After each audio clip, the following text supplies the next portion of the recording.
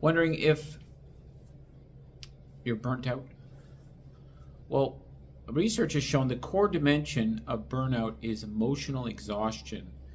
And how I notice that the way that shows up for people typically is when something is planned and something is happening, they have very little tolerance or space for a change. Say if someone's going to meet you at 6 and they show up at 6:10, objectively doesn't make much difference, but this person might get very upset, very triggered, frustrated with what's happening. And that's where I find that the emotional exhaustion comes in. They just don't have the space to cope with changes and different things. If they're doing one thing and you present something else to them, it may be very small, but it may upset them. And you may notice that, especially if it's a family member.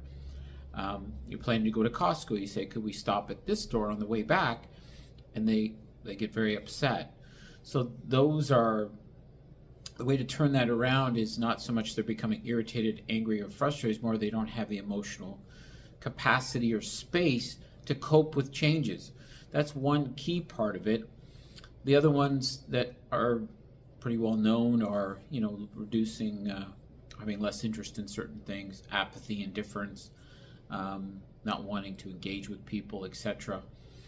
But the emotional exhaustion is a key part of it that I think really sort of shows up in a way that's obvious, and people can then say, hopefully, I need to talk to someone.